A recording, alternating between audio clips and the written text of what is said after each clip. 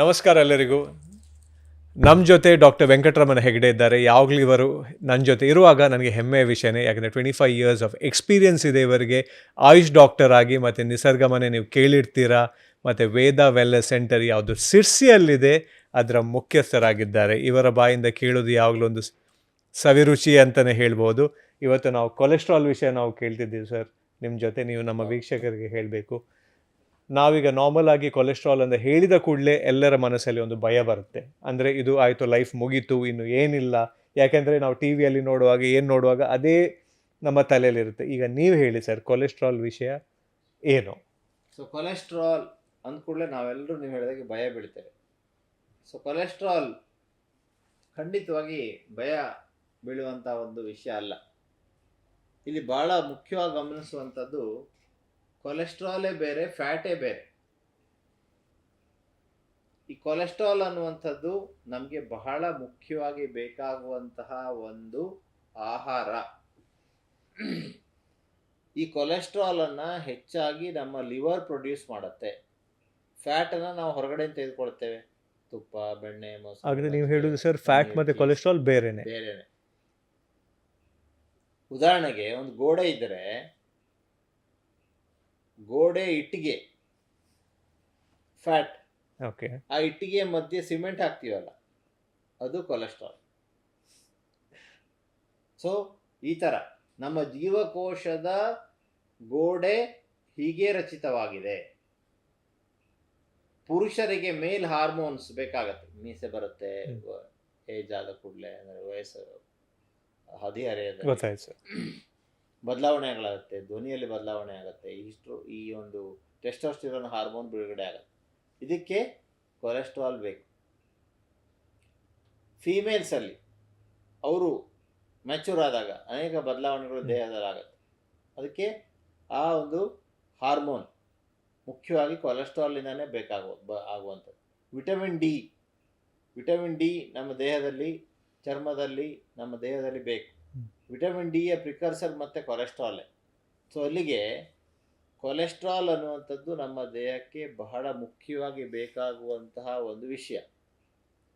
ಸಾಮಾನ್ಯವಾಗಿ ಆಗದೆ ನೀವು ಹೇಳೋದು ಸರ್, ಈಗ ವಿಟಮಿನ್ ಡಿ ಪ್ರೊಡ್ಯೂಸ್ ಮಾಡೋದೇ ಕೊಲೆಸ್ಟ್ರಾಲ್. ಅದೇ ಅನೇಕ ವಸ್ತುಗಳನ್ನು ನಮ್ಮ ದೇಹದಲ್ಲಿ ಬೇಕಾಗುವಂತಹ ಅನೇಕ ರೀತಿಯ ಹಾರ್ಮೋನುಗಳನ್ನು, ನಮ್ಮ ಮಿದುಳಲ್ಲಿ ಬೇಕಾಗುವಂಥ ಅನೇಕ ರೀತಿಯ ಹಾರ್ಮೋನುಗಳನ್ನು ಪ್ರೊಡ್ಯೂಸ್ ಮಾಡೋದೇ ಕೊಲೆಸ್ಟ್ರಾಲ್. ಸೊ ಕೊಲೆಸ್ಟ್ರಾಲ್ ನಮಗೆ ಅತ್ಯಂತ ಅವಶ್ಯಕತೆ ಇರುವಂತಹ ಒಂದು ವಸ್ತು. ಆದರೆ ಕೊಲೆಸ್ಟ್ರಾಲ್ ಮೇಲೆ ನಾವು ಅದು ಬಹಳ ದೊಡ್ಡ ಭೂತ ಅಂತ ಹೇಳಿ ಅದರ ಮೇಲೆ ತಪ್ಪು ಕಲ್ಪನೆಯನ್ನು ಹೊರಿಸಿದ್ದೇವೆ. ಎಲ್ಲರ ಮನಸ್ಸಲ್ಲಿ ಅದೇ ಇರುತ್ತೆ ಸರ್. ಅದರ ನಿಜವಾದ ರೂಪವನ್ನ, ಕೊಲೆಸ್ಟ್ರಾಲ್ ಅಂದ್ರೆ ಏನು, ಅದು ಏನು ಮಾಡುತ್ತೆ ಅನ್ನೋದನ್ನು ಇವತ್ತಿನ ಸಂಚಿಕೆಯಲ್ಲಿ ನಮ್ಮ ವೀಕ್ಷಕರಿಗೆ ಸವಿವರವಾಗಿ ನಾವು ತಿಳಿಸ್ಕೊಡ್ಲಿಕ್ಕಿದೆ ಸರ್.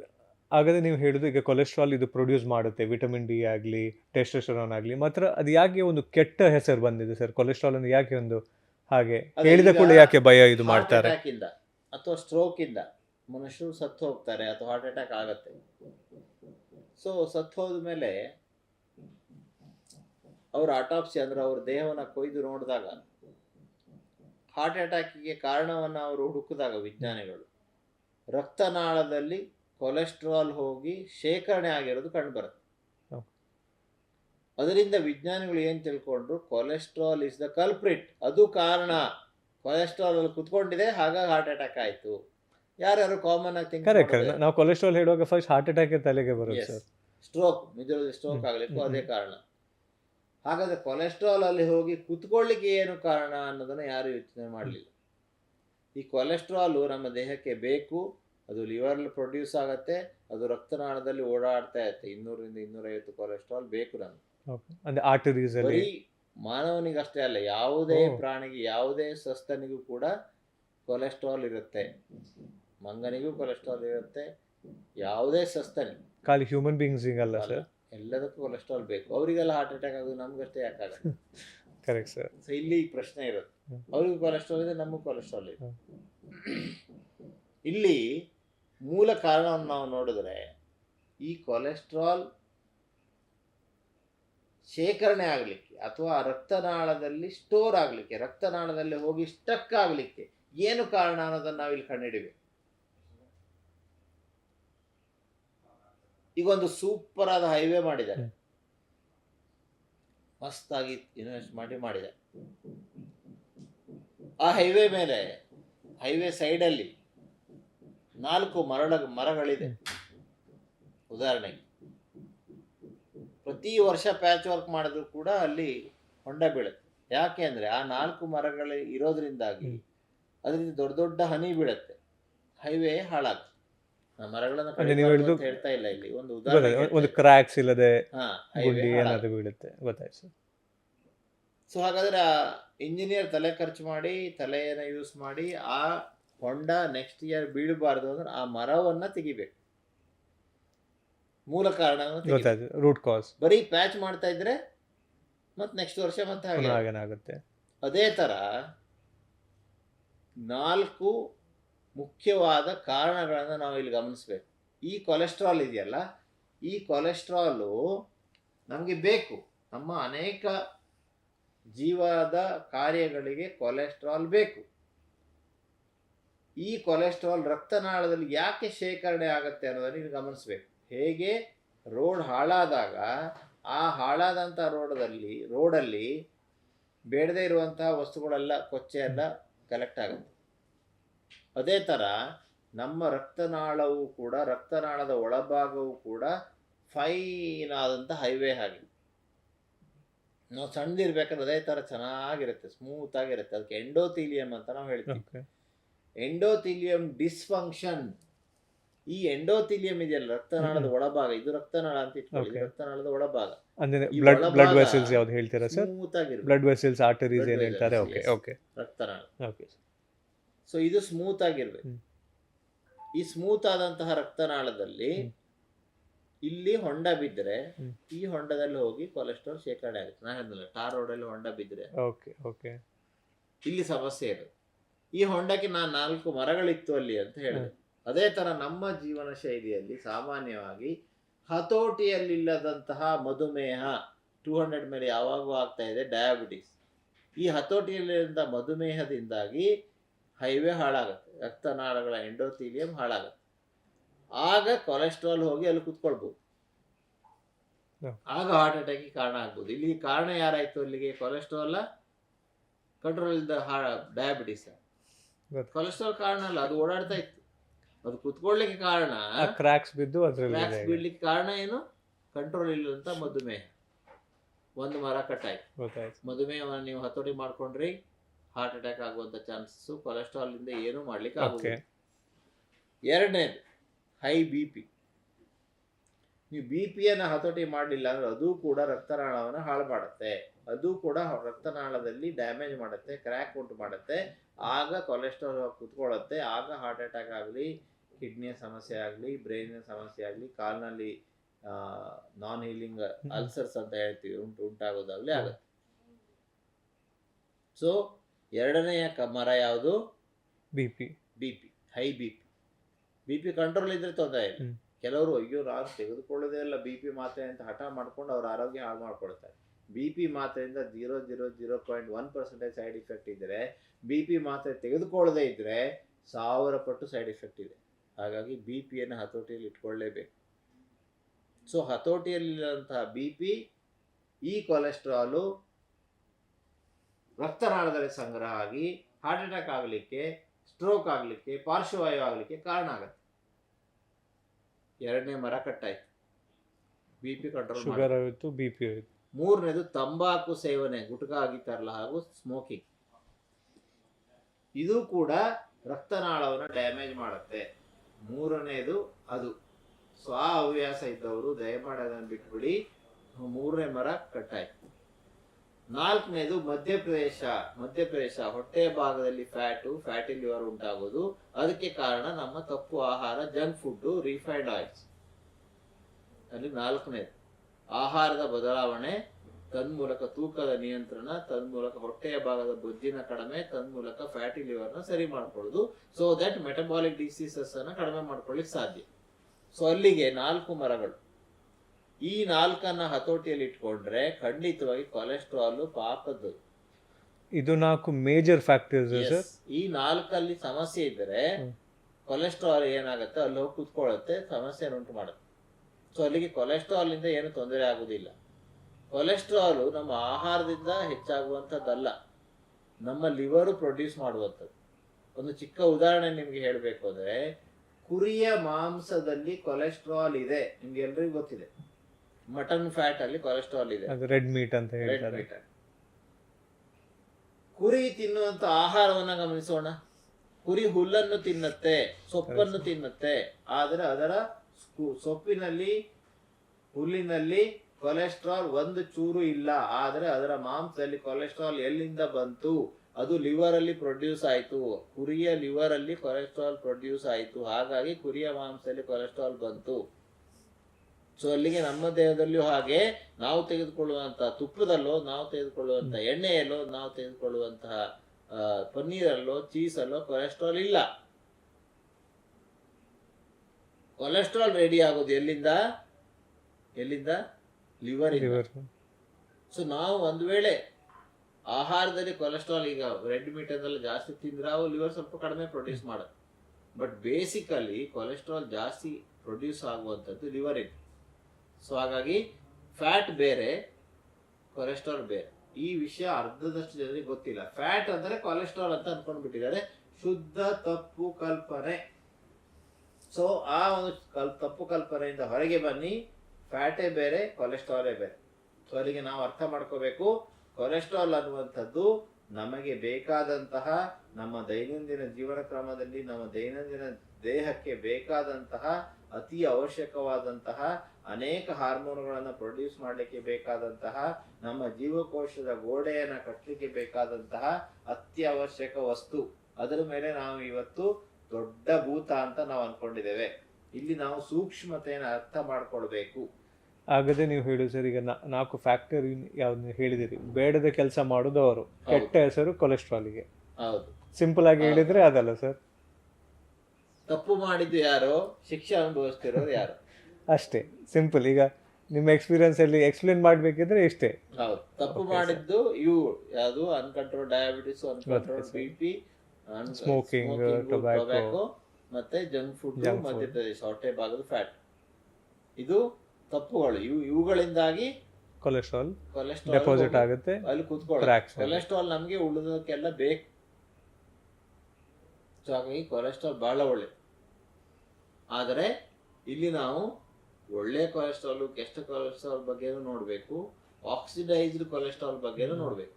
ಈಗ ಉದಾಹರಣೆಗೆ ನೀವು ರಿಫೈನ್ಡ್ ಆಯಿಲ್ಸ್ ಅನ್ನ ಇವತ್ತು ನಾವು ನಮ್ಮ ಆಹಾರದಲ್ಲಿ ಎಲ್ಲ ಕಡೆ, ಹೋಟೆಲ್ಗಳಲ್ಲಿ ಎಲ್ಲಿ ಹೋದ್ರೂ ಅದನ್ನೇ ಉಪಯೋಗಿಸ್ತಾ ಇದ್ದೇವೆ. ತುಂಬಾ ಒಳ್ಳೇದು ಅದು ಅಂತೇಳಿ ಎಲ್ಲ ಜಾಹೀರಾತು ಬರ್ತಾ ಇದೆ. ಆ ರಿಫೈನ್ಡ್ ಆಯಿಲ್ಸ್ ಅನ್ನು ನಾವು ತೆಗೆದುಕೊಂಡಾಗ ನಮ್ಮ ದೇಹದಲ್ಲಿ ಏನಾಗತ್ತೆ ಅಂದ್ರೆ, ಆಕ್ಸಿಡೈಸ್ಡ್ ಕೊಲೆಸ್ಟ್ರಾಲ್ ಅಥವಾ LDL ಅನ್ನುವಂಥದ್ದು ಕೆಟ್ಟ ಕೊಲೆಸ್ಟ್ರಾಲ್. ಕೊಲೆಸ್ಟ್ರಾಲ್ 4 ಬಗೆ ಇದೆ. ಇದು HDL ನೀವು ಹೇಳೋದಲ್ಲ? HDL ಒಳ್ಳೆ cholesterol, high density lipoprotein. LDL low density lipoprotein. VLDL ಅದನ್ನ ತೆಗೆದುಕೊಂಡು ಹೋಗುವಂತ ಕೊಲೆಸ್ಟ್ರಾಲ್. ಟ್ರೈಗ್ಲಿಸರೈಡ್. ಸೊ ಇದೆಲ್ಲ ಕೊಲೆಸ್ಟ್ರಾಲ್ಗಳಿದೆ. ಈ ಕೊಲೆಸ್ಟ್ರಾಲ್ ಅಲ್ಲಿ LDL ಕೆಟ್ಟದ್ದು ಅಂತ ಹೇಳ್ತಾರೆ, HDL ಒಳ್ಳೆ ಕೊಲೆಸ್ಟ್ರಾಲ್. ಸೊ ಈ ಒಂದು HDL ಒಳ್ಳೆ ಕೊಲೆಸ್ಟ್ರಾಲ್ ಇದೆಯಲ್ಲ, ಇದು ನಮ್ಮ ದೇಹದಲ್ಲಿ ಬೇರೆ ಬೇರೆ ಕಡೆ ಇರುವಂತಹ ಕೆಟ್ಟ ಕೊಲೆಸ್ಟ್ರಾಲ್ ಅನ್ನು ತೆಗೆದು ಅದನ್ನು ತೆಗೆದುಕೊಂಡು ಹೋಗಿ ಲಿವರ್ ಅಲ್ಲಿ ಹೋಗಿ ಒಂದು ಒಳ್ಳೆ ಕೆಲಸವನ್ನು ಮಾಡುವಂಥದ್ದು HDL. ಎಲ್ಲರೂ ಅನ್ಕೊಂಡ್ಬಿಟ್ಟಿದ್ದಾರೆ LDL ಅನ್ನುವಂತಹ ಕೆಟ್ಟ ಕೊಲೆಸ್ಟ್ರಾಲ್ ಜಾಸ್ತಿ ಇದ್ರೆ ಬಹಳ ಡೇಂಜರು ಅಂತ. ಈಗ ನಾನು ಹೇಳ್ತಾ ಇದ್ದೇನೆ, ಈಗ ವಿಜ್ಞಾನಿಗಳು ಹೇಳ್ತಾ ಇದ್ದಾರೆ, ಈಗ ಸಂಶೋಧನೆ ಹೇಳ್ತಾ ಇದೆ, ಅದಲ್ಲ. ವಿಷಯ ಬೇರೆ.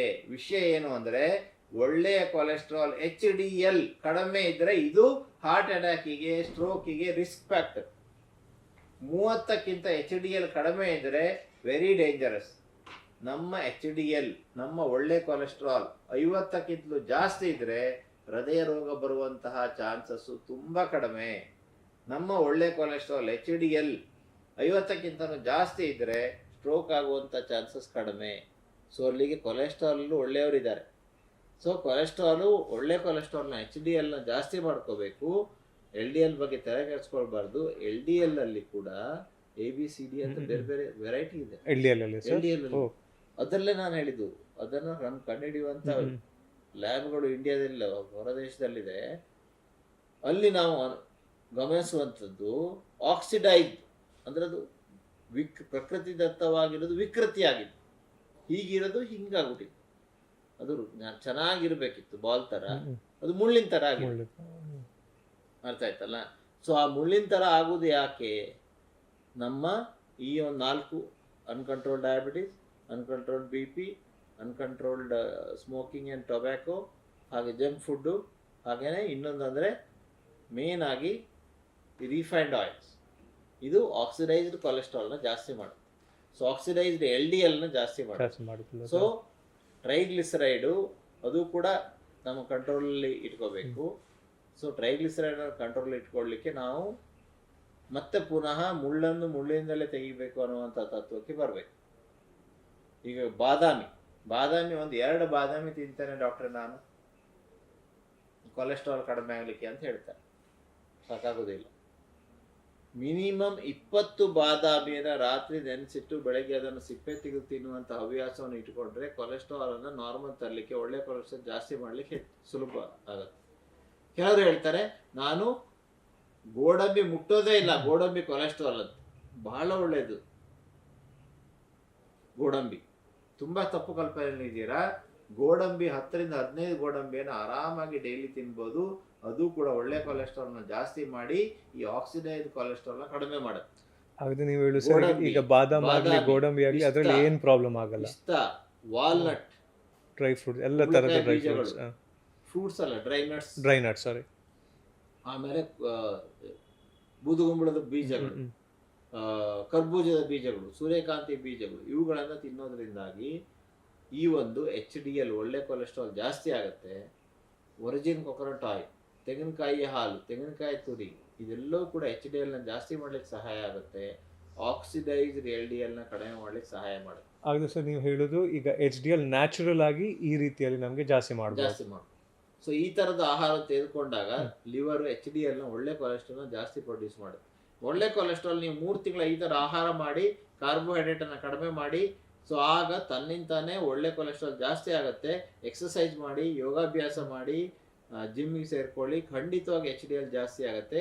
HDL ಒಂದ್ಸಲ ಜಾಸ್ತಿ ಆಯಿತು ಅಂದರೆ ಆಟೋಮೆಟಿಕ್ ಆಗಿ ಹಾರ್ಟ್ ಅಟ್ಯಾಕ್ ಆಗುವಂಥ ಚಾನ್ಸಸ್ಸು, ಸ್ಟ್ರೋಕ್ ಆಗುವಂಥ ಚಾನ್ಸಸ್ಸು 0 ಆಗುತ್ತೆ. ಈಗ ಫಾರ್ ಎಕ್ಸಾಂಪಲ್ ಯಾರಿಗಾದ್ರೂ ಈಗ LDL ತುಂಬ ಜಾಸ್ತಿ ಇದೆ ಸರ್, ಅವ ನೆಕ್ಸ್ಟ್ ಡೇ ಇಂದಾನೆ ಅದು ಬಾದಾಮಿ ಎಲ್ಲ ತಿನ್ಲಿಕ್ಕೆ ಸ್ಟಾರ್ಟ್ ಮಾಡ್ಬೋದು ಸರ್? ಖಂಡಿತ ಹೆಲ್ಪ್ ಆಗುತ್ತೆ. ಸೊ ನಾನು ಹೇಳಿದ್ನಲ್ಲ, 2 ಬಾದಾಮಿ ಅಲ್ಲ, 20 ಬಾದಾಮಿ, ಒಂದು 15 ಗೋಡಂಬಿ. ನಾನು ಕೂಡ ಕಳೆದ 4 ವರ್ಷದಿಂದ ಮಾಡ್ತಾ ಇದ್ದೇನೆ ಪ್ರಾಕ್ಟೀಸು. ಸಂಜೆ ನಾನು 50 ಗ್ರಾಮ್ ನಟ್ಸನ್ನು ತಿಂತೇನೆ. 50 ಗ್ರಾಮ್ ಆಗಬೇಕು ಅಂದರೆ 1 kg 20 ದಿವಸ ಖಾಲಿ ಆಗಬೇಕು. ಎಲ್ಲ ಸೇರಿ ಒಂದು 4 ರಿಂದ 5 ವಾಲ್ನಟ್, ಒಂದು 20 ರಿಂದ 30 ಪಿಸ್ತಾ, ಪ್ಲೇನ್ ಪಿಸ್ತಾ, ಸಾಲ್ಟೆಡ್ ಅಲ್ಲ, 20 ಗೋಡಂಬಿ, 20 ಬಾದಾಮಿ. ಸೊ ಇದಿಷ್ಟನ್ನು ಮತ್ತೆ ಬೀಜಗಳನ್ನು, ಕುಂಬಳಕಾಯಿ ಬೀಜ, ಸೂರ್ಯಕಾಂತಿ ನೀರಲ್ಲಿ ನೆನೆಸಿಡ್ಬೇಕು ಸರ್? ನೆನೆಸಿಟ್ಟು ತಿನ್ಬೋದು, ಹಾಗೇನೆ ತಿನ್ಬೋದು. ನೆನೆಸಿಟ್ರೆ ಒಳ್ಳೆ, ಅದರ ಪರಿಣಾಮ ಅದು ಈಸಿಯಾಗಿ ಡೈಜೆಸ್ಟ್ ಆಗುತ್ತೆ, ಪರಿಣಾಮ ಏನು ಚೆನ್ನಾಗಾಗುತ್ತೆ. ಸೊ ಖಂಡಿತವಾಗಿ ಇದು ನಮ್ಮ ಶುಗರ್ನ ಕಂಟ್ರೋಲ್ ಮಾಡುತ್ತೆ, ನಮ್ಮ BP-ಯನ್ನು ಕಂಟ್ರೋಲ್ ಮಾಡುತ್ತೆ, ರಕ್ತನಾಳಗಳ ಆರೋಗ್ಯವನ್ನು ಕಂಟ್ರೋಲಿಗೆ ತರುತ್ತೆ, ರಕ್ತನಾಳಗಳ ಎಂಡೋಥೆಲಿಯಂ ಡಿಸ್ಫಂಕ್ಷನ್ನ ಸರಿ ಮಾಡುತ್ತೆ, ಸ್ಟ್ರೋಕ್ ಆಗುವಂಥ ಚಾನ್ಸಸ್ಸನ್ನು ಕಡಿಮೆ ಮಾಡುತ್ತೆ, ಮಧುಮೇಹವನ್ನು ಹತೋಟಿ ಮಾಡುತ್ತೆ, ಜೊತೆಗೆ ಫ್ಯಾಟಿ ಲಿವರ್ನ ಕಡಿಮೆ ಮಾಡುತ್ತೆ, ನಿಮಗೆ ಮೋಷನ್ ಸರಿಯಾಗುವಾಗ ಮಾಡುತ್ತೆ, ಸಾಕಷ್ಟು ಒಳ್ಳೆ ಫ್ಯಾಟನ್ನು ಕೊಡುತ್ತೆ, ಸಾಕಷ್ಟು ಒಳ್ಳೆ ಪ್ರೋಟೀನನ್ನು ಕೊಡುತ್ತೆ, ನಮ್ಮ ಆರೋಗ್ಯವನ್ನು ಬೆಸ್ಟ್ ಮಾಡುತ್ತೆ. ಸೊ ಇವತ್ತು ಎಲ್ಲರ ಕೈಯಲ್ಲಿ ದುಡ್ಡಿದೆ, ಆರೋಗ್ಯ ಇಲ್ಲ. ಸೊ ಆ ಒಂದು ಸಮಸ್ಯೆ ಉಂಟಾಗಿದೆ. ನಾವು ಯೋಚನೆ ಮಾಡಬೇಕು, ದುಡ್ಡು ನಾವು ಗಳಿಸಿದ್ರೆ ಹೌದು, ಆರೋಗ್ಯ ಗಳಿಸಿದ್ರೆ ಏನು ಪ್ರಯೋಜನ? ಆ ದುಡ್ಡನ್ನು ಉಪಯೋಗಿಸಿ ಆಹಾರ, ಒಳ್ಳೆಯ ಆಹಾರ ತಿನ್ನಲಿಕ್ಕೆ ನಾವು ಇನ್ವೆಸ್ಟ್ ಮಾಡಬೇಕು, ಅದು ಬೆಟರ್ ಇನ್ವೆಸ್ಟ್ಮೆಂಟ್. ಸರ್ ಈಗ ನೀವು ಹೇಳಿದ್ಕಿಂತ ನಮಗೆ ಗೊತ್ತಾಯಿತು ಏನೆಲ್ಲ ಮಾಡಬೇಕು, ಟು ಬಿ ಫ್ರ್ಯಾಂಕ್ ಸರ್. ಇಲ್ಲದೆ ನಾವು ಈಗ ಡಾಕ್ಟರ್ ಹತ್ರ ಹೋದರೆ ಖಾಲಿ ಅವ್ರು ಬರೀತಿದ್ರು ಲಿಪಿಡ್ ಪ್ರೊಫೈಲ್ ಮಾಡಿ ಹೇಳಿ, ನಾವು ಟೆಸ್ಟಿಗೆ ಹೋಗ್ತೇವೆ, ಒಂದು ರಿಪೋರ್ಟ್ ಪ್ರೊಫೈಲಲ್ಲಿ ನೋಡಿ ಕೊಲೆಸ್ಟ್ರಾಲ್ ಮಾತ್ರೆ ಕೊಡ್ತಾರೆ. ಸೊ ಕೊಲೆಸ್ಟ್ರಾಲ್ ಮಾತ್ರೆ ತೆಗೆದುಕೊಳ್ಳೋದ್ರಿಂದ, ಲಾಂಗ್ ಟರ್ಮ್ ತೆಗೆದುಕೊಳ್ಳೋದ್ರಿಂದ ಅಲ್ಝೀಮರ್ಸ್ ಅಂತ ಡಿಸೀಸ್ಗಳು ಬರುತ್ತೆ, ಮರೆಗುಳಿತನದಂಥದ್ದು. ಸೊ ಹಾಗಾಗಿ ಕೊಲೆಸ್ಟ್ರಾಲ್ ಮಾತ್ರೆಯನ್ನು ತುಂಬ ದಿನಗಳ ಕಾಲ ತೆಗೆದುಕೊಳ್ಳೋದು ಒಳ್ಳೆಯದಲ್ಲ. ಅದರ ಬದಲಿಗೆ ನೀವು ಈ ಥರ ಆಹಾರದ ಬದಲಾವಣೆಯನ್ನು ಮಾಡಿದ್ರೆ ಖಂಡಿತವಾಗಿ ಕೊಲೆಸ್ಟ್ರಾಲ್ನ ಹತೋಟಿ ತರಲಿಕ್ಕಾಗತ್ತೆ. ಸೊ ಕೊಲೆಸ್ಟ್ರಾಲ್ ನನ್ನ ಪ್ರಾಬ್ಲಮೇ ಅಲ್ಲ, ನಾನು ಹೇಳಿದ್ರೆ ಪ್ರಾಬ್ಲಮ್ ಇರೋದು ಯಾರ ಬೇರೆ ಇದು ಮಾಡ್ತಿದ್ದಾರೆ, ಕೆಟ್ಟ ಹೆಸರು ಕೊಲೆಸ್ಟ್ರಾಲ್ಗೆ ಬರ್ತಾ ಇದೆ. ಸೊ ಅದು ನಮ್ಮ ರಕ್ತದಲ್ಲಿ ಓಡಾಡುವಂಥ ಒಂದು ಒಳ್ಳೆಯ ಒಂದು ರೀತಿಯ ಕೊಬ್ಬ ಅಲ್ಲ, ಒಂದು ಅಂಶ. ಸೊ ಆ ಅಂಶ ನಮಗೆ ಬೇಕಾದಂತಹ ಅಂಶ, ಯಾಕೆಂದ್ರೆ ಅದು ಜೀವಕೋಶದ ಸೆಲ್ ವಾಲನ್ನು ರೆಡಿ ಮಾಡಲಿಕ್ಕೆ ಬೇಕು, ಅನೇಕ ರೀತಿಯ ಪ್ರೋಟೀನ್ಸನ್ನು ರೆಡಿ ಮಾಡಲಿಕ್ಕೆ ಬೇಕು, ಅನೇಕ ರೀತಿಯ ಹಾರ್ಮೋನ್ಗಳನ್ನು ರೆಡಿ ಮಾಡಲಿಕ್ಕೆ ಬೇಕು. ಅದು ನಮಗೆ ಬಹಳ ಅತ್ಯವಶ್ಯಕ. ಈಗ ಸರ್ ವೀಕ್ಷಕರು ಯಾರು ನೋಡ್ತಿದ್ದಾರೆ, ಈಗ ಇದು ಟಾಪಿಕ್ ಎಷ್ಟು ಹೆಲ್ಪ್ ಆಯ್ತು ಹೇಳಿದರೆ ಯಾವುದು ನೀವು LDL HDL ಹೇಳಿದ್ರಿ. ಯಾಕೆಂದರೆ ನಾವೀಗ ಲಿಪಿಡ್ ಪ್ರೊಫೈಲ್ ಮಾಡಿ ಟೆಸ್ಟ್ ಮಾಡಿ ಬರ್ತೀವಿ ಸರ್, ಅದರಲ್ಲಿ LDL ಟ್ರೈಗ್ಲಿಸರೈಡ್ಸ್ ಎಲ್ಲ ಬರ್ದಿರ್ತದೆ. ಯಾವುದೋ ಒಂದು ಈಗ ಡಾರ್ಕ್ ಆಗಿ ಬರುತ್ತದೆ, ಜಾಸ್ತಿ ಇರುತ್ತೆ, ಮತ್ತು ನಮಗೆ ಏನಂತ ಗೊತ್ತಿರಲ್ಲ. ಅದು ನೀವೀಗ ಹೇಳಿದ ಮೇಲೆ ಅದು ಎಕ್ಸಾಕ್ಟ್ ನಮಗೆ ಗೊತ್ತಾಯ್ತು ಏನೀಗ ಮಾಡಬೇಕು ಹೇಳಿ. ಏನು ವರಿ ಮಾಡುವ ಅಗತ್ಯತೆ ಇಲ್ಲ. ಆಹಾರದ ಬದಲಾವಣೆಯನ್ನು ಮಾಡಬೇಕು, ಒಳ್ಳೆ ಫ್ಯಾಟನ್ನು ತೆಗೆದುಕೊಳ್ಬೇಕು, ಜಾಸ್ತಿ ಫ್ರೂಟ್ಸ್ ಅನ್ನು ತೆಗೆದುಕೊಳ್ಬೇಕು, ಜಾಸ್ತಿ ಆಂಟಿ ಆಕ್ಸಿಡೆಂಟ್ಸ್, ಆಕ್ಸಿಡೇಷನ್ ಆಗಬೇಕಲ್ಲ, ಆಕ್ಸಿಡೇಷನ್ ಆಗಬಾರ್ದಲ್ಲ ಕೊಲೆಸ್ಟ್ರಾಲು. ಸೊ ಅದಕ್ಕೆ ಆಂಟಿ ಆಕ್ಸಿಡೆಂಟ್ ಯಾವುದ್ರಲ್ಲಿದೆ? ತರಕಾರಿಯಲ್ಲಿದೆ, ಹಣ್ಣುಗಳಲ್ಲಿದೆ. ಸೊ ಹಾಗಾಗಿ ಹಣ್ಣುಗಳನ್ನು ಹಾಗೂ ತರಕಾರಿಗಳನ್ನು ಜಾಸ್ತಿ ಸೇವಿಸೋದ್ರಿಂದಾಗಿ ಆಂಟಿ ಆಕ್ಸಿಡೆಂಟ್ ಸಿಗುತ್ತೆ. ನಟ್ಸ್ ಅನ್ನು ಜಾಸ್ತಿ ಸೇವಿಸೋದ್ರಿಂದಾಗಿ ಆಂಟಿ ಆಕ್ಸಿಡೆಂಟ್ ಸಿಗುತ್ತೆ. ಸೊ ಆಂಟಿ ಆಕ್ಸಿಡೆಂಟ್ಸ್ ಇಂದಾಗಿ ಈ ಆಕ್ಸಿಡೇಷನ್ ಅನ್ನುವಂತಹ ಪ್ರಕ್ರಿಯೆ ಸ್ಲೋ ಆಗಿ ನಮ್ಮ ದೇಹದ ಆರೋಗ್ಯ ಇಂಪ್ರೂವ್ ಆಗುತ್ತೆ. ಈ ಕೊಲೆಸ್ಟ್ರಾಲ್ ಕೆಟ್ಟದಾಗಿ ಪರಿವರ್ತನೆ ಆಗತ್ತಲ್ಲ, ಬಾಲ್ ಅಂತ ಇರುವಂತಹ ಕೊಲೆಸ್ಟ್ರಾಲ್ ಮುಳ್ಳಾಗತ್ತಲ್ಲ, ಆ ಮುಳ್ಳಾಗುವಂತಹ ಪ್ರಕ್ರಿಯೆನ ಅದು ಹತೋಟಿ ಮಾಡುತ್ತೆ. ಸರ್ ನಾವು ಇಂಡಿಯಾದಲ್ಲಿ ಕೇಳಿದ್ದೇವೆ 40% ತನಕ ಡೆತ್ ಹಾರ್ಟ್ ಅಟ್ಯಾಕ್ ಅಲ್ಲಿ ಎಲ್ಲ ಆಗುತ್ತೆ. ಅದಕ್ಕೆ ನೀವು ಹೇಳುದು ಮೂಲ ಕಾರಣ ಕೊಲೆಸ್ಟ್ರಾಲ್ ಅಲ್ಲ ಅದಕ್ಕೆ. ಸೊ 100 ಡೆತ್ ಅಲ್ಲಿ 40% ಡೆತ್ ಇವತ್ತು ಕಾರಣ ಭಾರತದಲ್ಲಿ ಹಾರ್ಟ್ ಅಟ್ಯಾಕ್ ಮತ್ತೆ ಸ್ಟ್ರೋಕ್. ಸೊ ಹಾಗಾಗಿ ಎಲ್ಲರೂ ಕೂಡ ಅನ್ಕೊಂಡಿದ್ದು ಕೊಲೆಸ್ಟ್ರಾಲ್ ಮೇಲೆ ಕಲ್ಪಿಟರ್ ಕೂರಿಸಿ ಕೊಲೆಸ್ಟ್ರಾಲ್ ಇಂದ ಆಗ್ತಾ ಇದೆ. ನಾನು ಅದೇ ಯೋಚನೆ ಮಾಡ್ತಾ ಇದ್ದೆ ಅನ್ಕೊಂಡಿದ್ದು. ಸೊ ಅದು ಖಂಡಿತವಾದಂತ ತಪ್ಪು ಕಲ್ಪನೆ. ಇಲ್ಲಿ ನಾವು ಗಮನಿಸಬೇಕಾದಂತ ಅಂಶಗಳು ಈ 4 ಮರಗಳನ್ನ ಕಟ್ ಮಾಡೋದು. ಕೆಟ್ಟ ಮರಗಳಿವೆ. ಮಧುಮೇಹ ಅದು ಹತೋಟಿಯಲ್ಲಿ ಇಟ್ಕೊಳ್ಳೇಬೇಕು. ನೀವು ಮೆಡಿಸಿನ್ ತಗೊಳ್ಳಿ, ಇಲ್ಲ ಡಯಟ್ ಮಾಡಿ, ಇಲ್ಲ ಎಕ್ಸರ್ಸೈಸ್ ಮಾಡಿ, ಮಧುಮೇಹವನ್ನು ಹತೋಟಿಯಲ್ಲಿ ಮಾಡ್ಬೋದು. ಅದು HbA1c ಎವರೇಜ್ ಶುಗರು 7ಕ್ಕಿಂತ ಕಡಿಮೆನೇ ಇರಬೇಕು. Next BP. ಸೊ BP 120/80 ಇರಬೇಕು. ಅದು ಜಾಸ್ತಿ ಆಗ್ತಾ ಹೋದ್ರೆ BP ಕೂಡ ರಕ್ತನಾಳಗಳನ್ನು ಡ್ಯಾಮೇಜ್ ಮಾಡುತ್ತೆ, ಅಲ್ಲೋ ಕೊಲೆಸ್ಟ್ರಾಲ್ ಕೂತ್ಕೊಳ್ಳಿ. ಸ್ಮೋಕಿಂಗ್ ಇಂದಾಗಿ ಖಂಡಿತವಾಗಿ ರಕ್ತನಾಳ ಒಳಭಾಗ ಹಾಳಾಗುತ್ತೆ. ಸೊ ಅದನ್ನು ಕೂಡ ಕ್ವಿಟ್ ಮಾಡಬೇಕು, ಕಡಿಮೆ ಮಾಡ್ತಾ ಬರಬೇಕು, ಬಿಟ್ಟೇ ಬಿಡಬೇಕು. ಜಂಕ್ ಫುಡ್ ಹೊಟ್ಟೆಯ ಭಾಗವನ್ನು ಜಾಸ್ತಿ ಮಾಡುತ್ತೆ, ಫ್ಯಾಟಿ ಲಿವರ್ನ ಜಾಸ್ತಿ ಮಾಡುತ್ತೆ. ಅದು ಕೂಡ ಮುಖ್ಯವಾದ ಕಾರಣ. ಸೊ ಅದನ್ನು ಕೂಡ ನಾವು ಹತೋಟಿ ಮಾಡ್ತಾ ಬರಬೇಕು. ಮಕ್ಕಳು ಇವತ್ತು ಜಂಕ್ ಫುಡ್ ಅಂತ ತಿಂತಾ ಇದ್ದಾರೆ, ಬಿಸ್ಕೆಟ್ ತಿಂತಾ ಇದ್ದಾರೆ, ಎಲ್ಲ ತರದ ಆಹಾರ ತಿಂತಾ ಇದ್ದಾರೆ. ಸೊ ಮಕ್ಕಳಲ್ಲಿಯೇ ಇವತ್ತು ಸಣ್ಣ ಏಜಲ್ಲಿ ಹಾರ್ಟ್ ಅಟ್ಯಾಕ್ ಆಗ್ಲಿಕ್ಕೆ ಕಾರಣ ಇವತ್ತು ನಮ್ಮ ಮಕ್ಕಳು ಜಂಕ್ ಫುಡ್ ಅನ್ನ ಸಂಪೂರ್ಣವಾಗಿ ನಮ್ಗಿಂತ 10 ಪಟ್ಟು ಜಾಸ್ತಿ ತಿಂತಾ ಇದ್ದಾರೆ. ನಾವಾದ್ರೆ ಹಬ್ಬ ಹುಣ್ಣಿಮೆಗೆ ಎಲ್ಲೋ ಒಂಥರ ಕರದ ಆಹಾರ ತಿಂತಾ ಇದ್ದೀವಿ. ಸ್ವೀಟ್ಸ್ ಏನಾದಿದ್ರೆ ಮನೇಲಿ ಇದಾಗಲಿ. ಈಗ ಸ್ವೀಟ್ ಮಾಡೋದು ಕೂಡ ಡಾಲ್ಡಾದಿಂದ, ತುಪ್ಪ ಅಂತ ಹೇಳ್ತಾರೆ, ಡಾಲ್ಡಾ ಹಾಕ್ತಾರೆ. Dalda it is very bad fat. So ಅಲ್ಲಿಗೆ ನಾವು ನಮ್ಮ ಮಕ್ಕಳಲ್ಲಿ ಬದಲಾವಣೆಯ ಒಂದು ಹೆಜ್ಜೆಯನ್ನ ಅವರಿಗೆ ಗುರುತಿಸ್ಕೊಡ್ಬೇಕು, ಅವರಿಗೆ ಅವೇರ್ನೆಸ್ ಅನ್ನು ಉಂಟು ಮಾಡಬೇಕು. ಮೊಳಕೆ ಕಾಳುಗಳನ್ನು ರುಚಿಕರವಾಗಿ ಮಾಡ್ಕೊಡೋದು, ತರಕಾರಿಯನ್ನು ಚೆನ್ನಾಗಿ ಟೇಸ್ಟಿ ಸಲಾಡ್ ಆಗಿ ಮಾಡ್ಕೊಳ್ಳೋದು, ಅವ್ರಿಗೆ ಸಂಜೆ ಸ್ನಾಕ್ಸ್ ಅನ್ನೋದನ್ನು ಕೊಡಬೇಕು. ಹಣ್ಣುಗಳಲ್ಲಿ ವಿವಿಧ ರೀತಿಯ ಹಣ್ಣುಗಳನ್ನು ಕಟ್ ಮಾಡಿ ಕೊಡುವಂಥದ್ದು. ಅವಕ್ಯಾಡೋ, ಬೆಣ್ಣೆ ಹಣ್ಣು ಬಹಳ ಒಳ್ಳೇದು, ಬಹಳ ಒಳ್ಳೆ ಫ್ಯಾಟ್. ಒಂದೇ ಒಂದು ಹಣ್ಣಿನಲ್ಲಿ ಫ್ಯಾಟ್ ಇರುವ ಹಣ್ಣು ಅಂದರೆ ಅದು ಅವಕ್ಯಾಡೋ, ಬಹಳ ಒಳ್ಳೇದು, ಅದರಲ್ಲಿ ಒಳ್ಳೆ ಫ್ಯಾಟ್ ಇದೆ. ಸೊ ಈ ರೀತಿಯ ಒಳ್ಳೆ ಫ್ಯಾಟ್ ಅಂತ ತೆಗೆದುಕೊಳ್ಳೋದ್ರಿಂದಾಗಿ ನಮ್ಮ ದೇಹದಲ್ಲಿ ಒಳ್ಳೆ ಕೊಲೆಸ್ಟ್ರಾಲ್ ಉತ್ಪತ್ತಿ ಆಗಲಿಕ್ಕೆ ಹೆಲ್ಪ್ ಆಗುತ್ತೆ. ಸೊ ಲಿವರು ಒಳ್ಳೆ ಕೊಲೆಸ್ಟ್ರಾಲ್ನ ಜಾಸ್ತಿ ಮಾಡುತ್ತೆ, ನಮ್ಮ ಟೋಟಲ್ ಆರೋಗ್ಯ ಇಂಪ್ರೂವ್ ಆಗುತ್ತೆ. ನನಗೆ ಎಲ್ಲ ಕನ್ಕ್ಲೂಷನ್ ಯಾವ್ದು ನೀವು ಹೇಳಿದ್ದೀರಿ. ನಾನೊಂದು ವೀಕ್ಷಕರಿಗೆ ಒಂದು ಲೇಮನ್ ಆಗಿ ಮಾತಾಡ್ತಿದ್ದೇನೆ ಸರ್. ಒಂದು ನಾರ್ಮಲ್ ಆರ್ಟರ್ ಇದೆ, ಕೊಲೆಸ್ಟ್ರಾಲ್ ಫ್ಲೋ ಆಗ್ತಿದೆ, ಖಾಲಿ ಅದರಲ್ಲಿ ಕ್ರ್ಯಾಕ್ಸ್ ಇದ್ದರೆ ಕೊಲೆಸ್ಟ್ರಾಲ್ ಡೆಪಾಸಿಟ್ ಆದರೆ ಖಾಲಿ ಅದು ತೊಂದರೆ. ಎಲ್ಲಿ ತೊಂದರೆ, ಹಾರ್ಟ್ ಅಟ್ಯಾಕ್ ಆಗ್ಬೋದು, ಸ್ಟ್ರೋಕ್ ಆಗ್ಬೋದು, ಕಾಲಿನ ಸಮಸ್ಯೆ ಆಗ್ಬೋದು, ಎಲ್ಲ ಸಮಸ್ಯೆಗಳು ಉಂಟಾಗ್ಬೋದು. ಯಾವುದು 4 ಫ್ಯಾಕ್ಟರ್ ನೀವು ಮೇಜರ್ ಹೇಳಿದ್ದೀರಾ ಅದನ್ನು ನಾವು ರೆಕ್ಟಿಫೈ ಮಾಡಿದ್ರೆ ಏನಾಗಲ್ಲ, ತೊಂದರೆ ಆಗಲ್ಲ, ಆರಾಮ್ಸೆ ಜೀವನ ಬಾಳ್ಬೋದು. ಕರೆಕ್ಟ್ ಅಲ್ಲ ಸರ್? ಏನಾದ್ರು ಲಾಸ್ಟ್ ವಿಡಿಯೋ ಮುಗಿಯೋ ಮುಂಚೆ ವೀಕ್ಷಕರಿಗೆ ಏನಾದ್ರು ಹೇಳಲಿಕ್ಕೆ ಇಚ್ಛೆ ಪಡ್ತೀರಾ? ಹಾಗಾದ್ರೆ ಆಹಾರವೇ ಔಷಧವಾಗಲಿ, ಔಷಧ ಅಂದ್ರೆ ಅದು ಆಹಾರವೇ ಆಗಿರಲಿ, ಆಹಾರದ ಬದಲಾವಣೆ ಮಾಡೋದ್ರ ಮೂಲಕ, ಆಹಾರದಲ್ಲಿ ಒಳ್ಳೆಯ ಕೊಬ್ಬನ್ನು ಸೇರಿಸೋದ್ರ ಮೂಲಕ, ಕರ್ದ ಆಹಾರವನ್ನ, ರಿಫೈನ್ಡ್ ಆಯಿಲ್ಸ್ ಅನ್ನ ಟೋಟಲಿ ಬಿಡೋದ್ರ ಮೂಲಕ ಅದರ ಬದಲಿಗೆ ಒಳ್ಳೆಯ ಕೊಬ್ಬನ್ನ, ಬೆಣ್ಣೆಹಣ್ಣನ್ನ, ತುಪ್ಪವನ್ನ, ಬೆಣ್ಣೆಯನ್ನ, ಮೊಸರನ್ನ, ಪನ್ನೀರನ್ನ, ಚೀಸನ್ನ, ಗೋಡಂಬಿ, ಬಾದಾಮಿ, ಪಿಸ್ತಾ, ವಾಲ್ನಟ್, ಕುಂಬಳಕಾಯಿ ಬೀಜ, ಕರ್ಬೂಜದ ಬೀಜ, ಸೂರ್ಯಕಾಂತಿ ಬೀಜ ಇವುಗಳನ್ನೆಲ್ಲ ಹೆಚ್ಚೆಚ್ಚು ಸೇವಿಸೋದ್ರ ಮೂಲಕ, ತೆಂಗಿನಕಾಯಿ ಹಾಲು, ತೆಂಗಿನಕಾಯಿ ಎಣ್ಣೆ, ಶೇಂಗಾ ಮುಂತಾದ ಒಳ್ಳೆಯ ಕೊಬ್ಬನ್ನು ತಿನ್ನೋದ್ರ ಮೂಲಕ ಖಂಡಿತವಾಗಿ ನಿಮ್ಮ ಕೊಲೆಸ್ಟ್ರಾಲ್ ಅನ್ನು ನೀವು ಹತೋಟಿಯಲ್ಲಿ ಇಟ್ಕೊಳ್ಳಿಕ್ಕೆ ಸಾಧ್ಯ, ಒಳ್ಳೆ ಕೊಲೆಸ್ಟ್ರಾಲ್ನ ಹೆಚ್ಚು ಮಾಡ್ಕೊಳ್ಳಿಕ್ಕೆ ಸಾಧ್ಯ. HDL ನ ಹೆಚ್ಚು ಮಾಡ್ಕೊಳ್ಳೋದ್ರಿಂದಾಗಿ ಖಂಡಿತವಾಗಿ ಹಾರ್ಟ್ ಅಟ್ಯಾಕ್ ಆಗುವಂತಹ ಚಾನ್ಸಸ್ ಕಡಿಮೆ ಆಗುತ್ತೆ. ಇದು ವೈಜ್ಞಾನಿಕವಾಗಿ ಸಾಬೀತಾಗಿದೆ. ಇದನ್ನು ನಂಬಿ ಅನುಸರಿಸಿ ಆರೋಗ್ಯನ ಪಡೆಯಿರಿ ಅನ್ನೋದೇ ನನ್ನ ಸಂದೇಶ. ವೀಕ್ಷಕರೇ ಕೇಳಿದಿರ, ಯಾರ ಕೆಲಸ ಮಾಡೋದು ಕೆಟ್ಟ ಹೆಸರು ಕೊಲೆಸ್ಟ್ರಾಲ್ಗೆ ಬರುತ್ತೆ. ಡಾಕ್ಟರ್ ವೆಂಕಟರಾಮ್ ಹೆಗ್ಡೆ ಹೇಳಿದ್ದಾರೆ ಯಾವುದೆಲ್ಲ ಫ್ಯಾಕ್ಟರ್ಸಿಂದ ಕ್ರ್ಯಾಕ್ಸನ್ನು ಅವಾಯ್ಡ್ ಮಾಡ್ಬೋದು, ಒಳ್ಳೆಯ ಜೀವನ ನಾವು ಬಾಳ್ಬೋದು. ಈ ಥರ ವೀಡಿಯೋಗೆ ಇನ್ನೂ ಸಹ ನೋಡ್ತೀರಿ, ನಾವು ಇನ್ನೂ ಸಹ ವೀಡಿಯೋ ಮಾಡ್ತೇವೆ ಡಾಕ್ಟರ್ ವೆಂಕಟರಾಮ್ ಹೆಗ್ಡೆ ಜೊತೆ. ಥ್ಯಾಂಕ್ ಯು, ಧನ್ಯವಾದಗಳು.